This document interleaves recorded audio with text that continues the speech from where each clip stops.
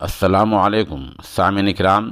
9 जुमादल ऊला है, 14 दिसंबर है। आज की ख़बरों की शुरुआत क़ारी मोहम्मद आज़म की तिलावत कलाम पाक से की जा रही है, जो माशाअल्लाह उम्मुल मदारिस दारुल उलूम देवबंद में ज़ेर तालीम है। दूसरा अर्ज़ ये है कि जिन जिन साहिबान की तिलावतें आई हुई हैं वो यके बाद दीगरें अपने नंबर पर इंशाअल्लाह अज़ीज़ ज़रूर लगेंगी। होता यह है कि जो तिलावत आ जाती हैं, पहले तो उनको 2 मशहूर क़ुर्रा की खिदमत में भेज दिया जाता है। वहाँ से पास होने के बाद उनको लगाया जाता है। फिर ये देखा जाता है कि कौन सी तिलावत पहले आई है, कौन सी बाद में आई है। जिसकी तिलावत पहले आई हुई होती है उसको पहले लगाया जाता है, जिसकी बाद में होती है उसको बाद में लगाया जाता है। ये तरतीब मलहूज़ रखनी होती है।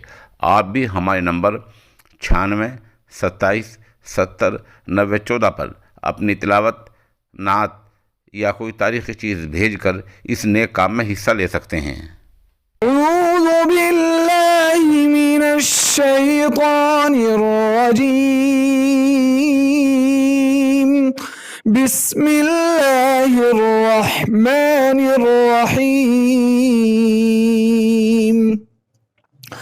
तबारकल्लज़ी बियदिहिल मुल्कु व हुवा अला कुल्लि शैइन क़दीर।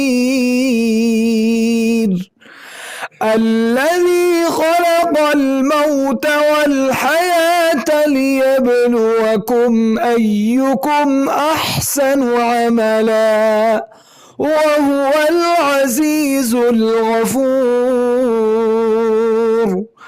अल्लज़ी ख़लक़ 7 समावातिन तिबाक़ा मा तरा फ़ी ख़ल्क़िर रहमानि मिन तफ़ावुत फ़र्जि'ल बसर हल तरा मिन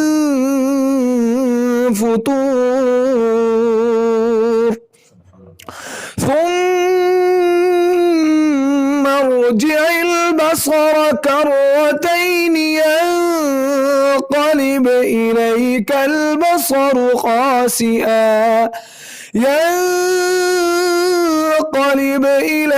البصر خاسئا وهو حسير.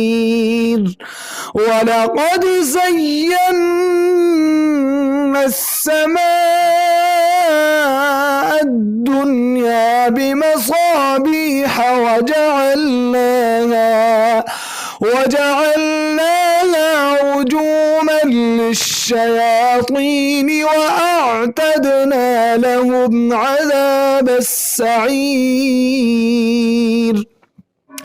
وللذين كفروا بربهم عذاب جهنم وبئس المصير. إذا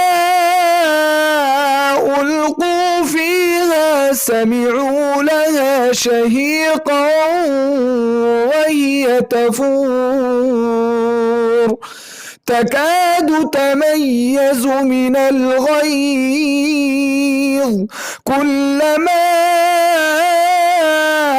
ألقي فيها فوج سألهم خزنتها ألم يأتكم نذير.